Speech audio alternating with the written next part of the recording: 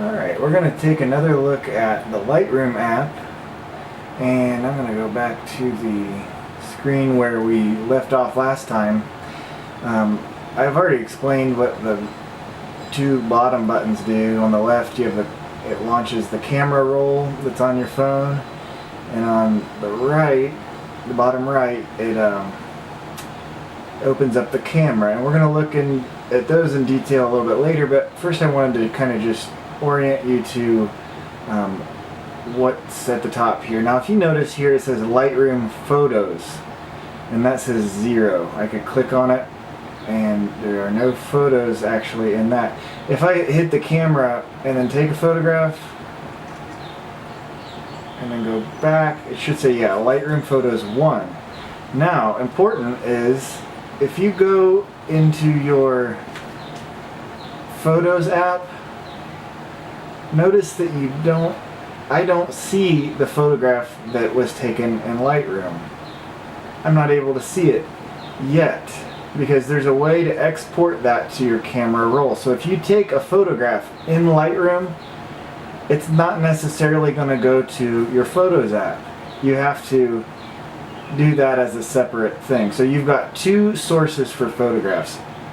One is the Lightroom photos that you took using the Lightroom app, and then the second is your camera roll, what's already on your phone. Up here, I'm just going to read through these. You can create a, let me see, if you hit this button here, you can create a collection. A collection is just a way to organize your images. So that's one of the things about Lightroom that makes it such a powerful program, is that it allows you to organize all of your images in a really logical way. The way it sets it up right now, you could create a collection or a group of images by the date and time, but you can erase this and put anything you want. So if you have photographs of just a sunset, for example, just type in sunset and you could put all the photographs in that collection.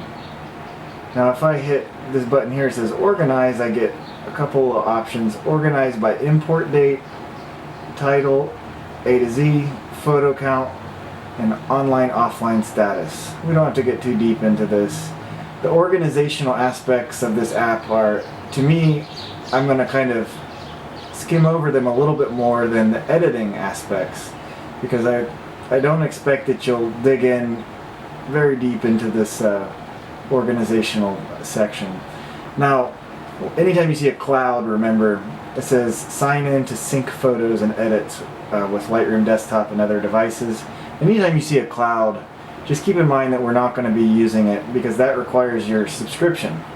So go ahead and you don't need to mess with that at all. So what I think I'll do though is at this point I'll go into my camera roll and you can pick any picture from here. Actually, I want to show you one thing. If you put two fingers down and open them like this, notice that all the pictures in the camera roll got bigger.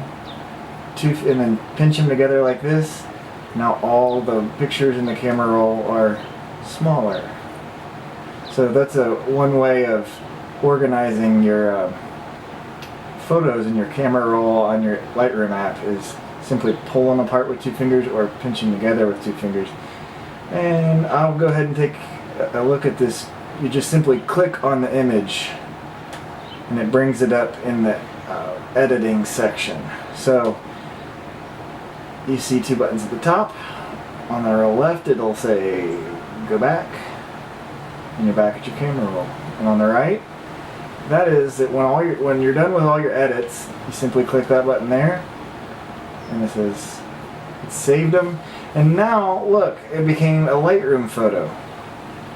So I pulled it from my camera roll, and you actually can see now that it has a little Lightroom thing at the top there, a little logo.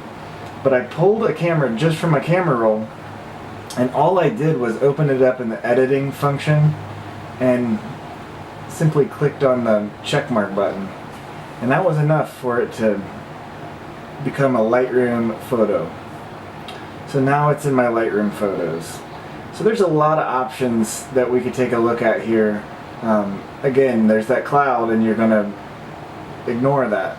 Okay, so I'll show you. It says sign in to sync photos. Well, we're not going to sign in. That costs money. So we'll just do the free stuff. Also, this right here, edit selectively. Boost your creativity by adding linear and radial selections. Requires Creative Cloud subscription. Well, we're not going to use that either. So selective and the cloud at the top, just forget about them. I'll go through at least this first editing function, and then I'll probably make a new video after that. I don't want to make the video too long here. But I'm going to go into the crop setting. If I just click, let me see. I will just click crop. Now, what I can do is take any corner, press it, and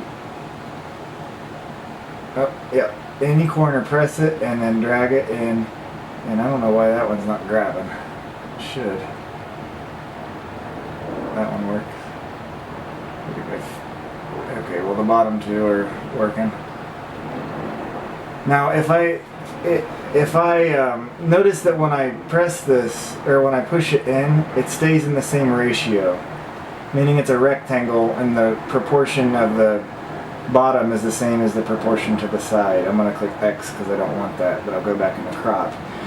If I click this locked button, it's already locked, and if I click it again it says unlocked, and at the bottom now it says free. Now I can take any corner and look, I can make it any size I want.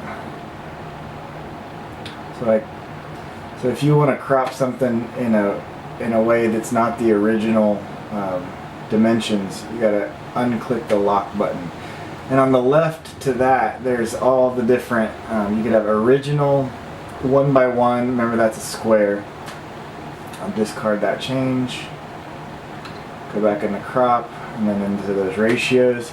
You have similar on the iPhone's original camera. You could have custom, original, 1x1, 4x5, 8x5, 5x7, 2x3, 3x4, and 9x16, and it looks like right now it's set to 3x4. That's the way that the camera was originally, or the way the photograph was originally. And the same with the iPhone, the way that the iPhone allows for this adjustment here. You just simply grab it, and you notice these little that grid that comes up. That could be helpful if you have a horizontal, like a horizon line. You can match the grid with that horizon line there. Now I believe this straighten button won't work here. Let's see. Oh, it did. So that's one of these automatic features where I think it tries to find what it thinks. Like maybe it looked at the two eyes and said those should be parallel to the bottom and top there, and it went ahead and automatically straightened it. Actually, that turned out okay, and so I'll click the check button there. If I go back into crop, there's just a couple more features to look at, and it's rotate to the left. If you need image flipped, rotate to the right. So it's pretty self-explanatory, and then flip, and that just creates a mirror image. It's kind of cool. It's something that the iPhone's original native Photos app, and also the camera app, doesn't have built in it. You could flip your photo. Also, you can quickly flip it vertically, which you could achieve the same thing if you did this. But you can achieve, I mean, this actually creates a mirror image if you click flip horizontally. That's not just rotating it. Alright, and so that's it for the crop and rotate. Those features are somewhat similar to the iPhone's features, the native camera app. But there's a couple more interesting things in that setting. In the next video we'll take a look at the presets, and that's where this app really shines. You'll see that you can do a lot of pretty amazing things within that setting.